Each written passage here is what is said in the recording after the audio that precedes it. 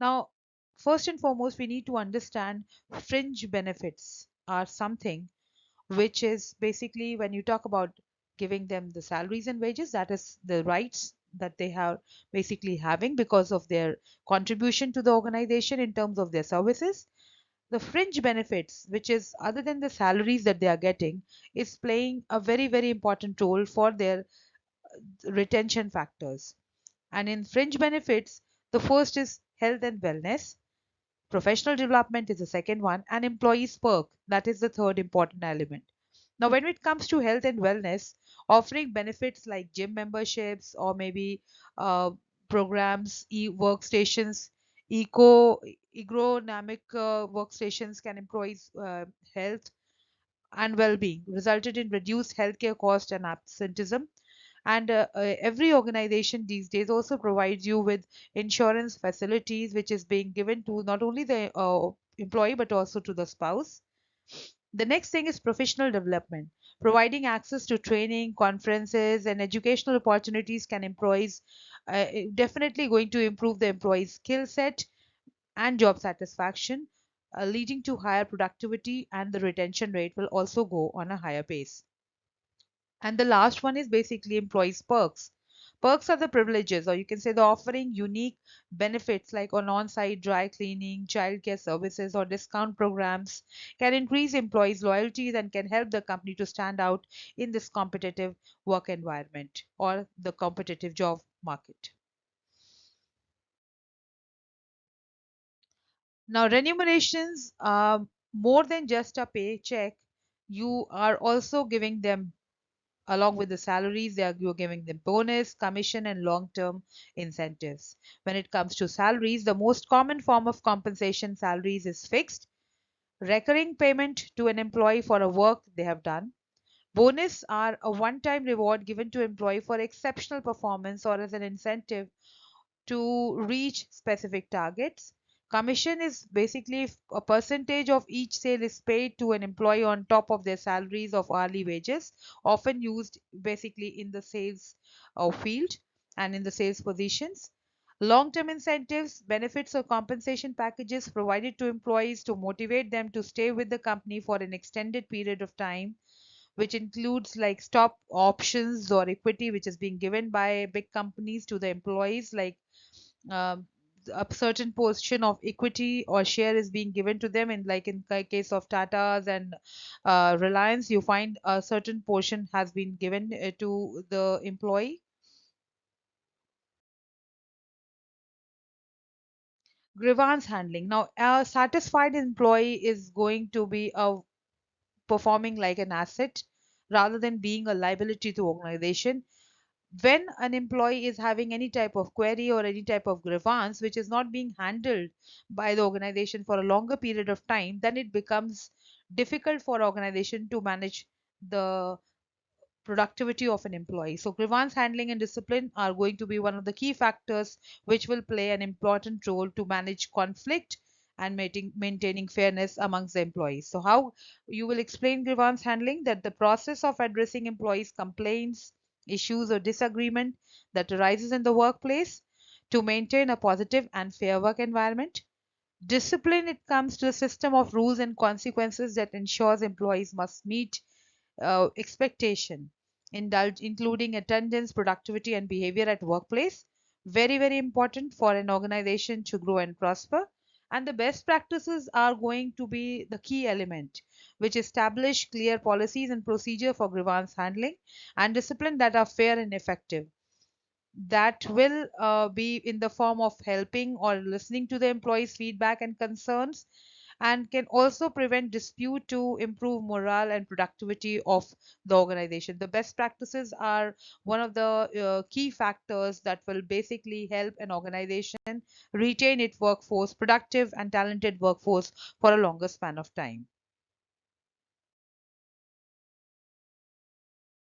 Now, collective bargaining, a term which has been very, very frequently used in the current scenario, that bridges the gap between the employer and the employee. We have to understand the importance of collective bargaining, which is a process of negotiation between employers and employees to establish terms and conditions of employment, which includes hours of pay and benefits that are going to have by the employee, and it is in consensus with the employer.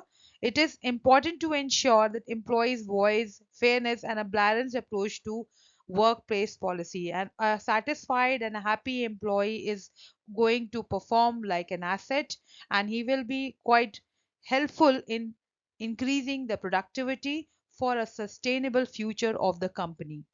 Now, the process and strategies which are basically frequently used in the process of collective bargaining is that can involve preparing demands, negotiations, and ratifying an agreement. Some strategies include involving workers, setting priorities, and using mediation or arbitration. And open communication, trust, and shared values are the key factors of successful bargaining. Now, see, both the employer and employee play an important role for the success or failure of an organization. You cannot say that any one is important, both of them are important. So, ensuring that the organization is achieving what they are expecting is going to be a quite a important element, and collective bargaining is going to bridge that gap between the employer and employee.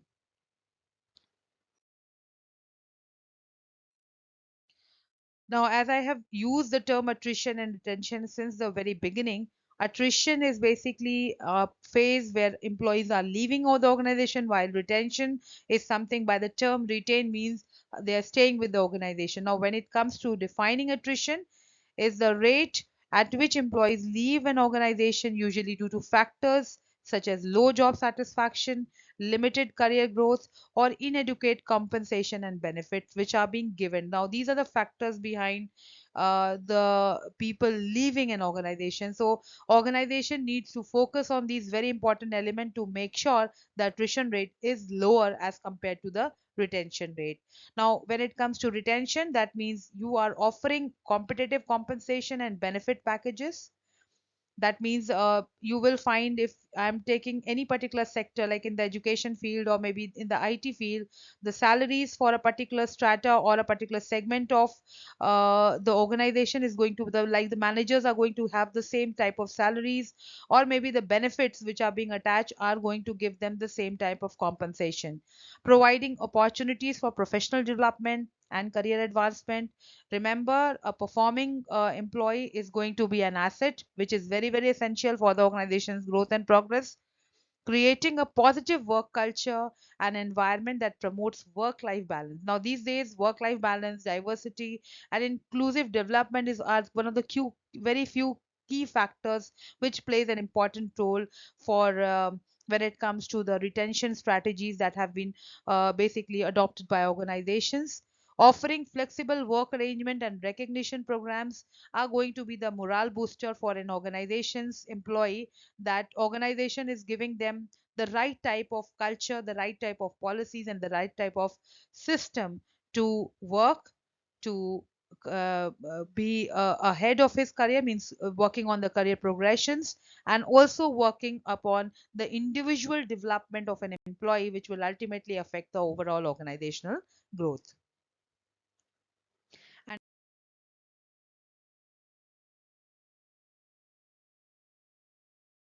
finally, um, one thing has to be very clear in mind: employees benefits and remuneration, disciplinary process, collective bargaining, and retention strategies all contribute to be one of the more productive and harmonious successful workplace.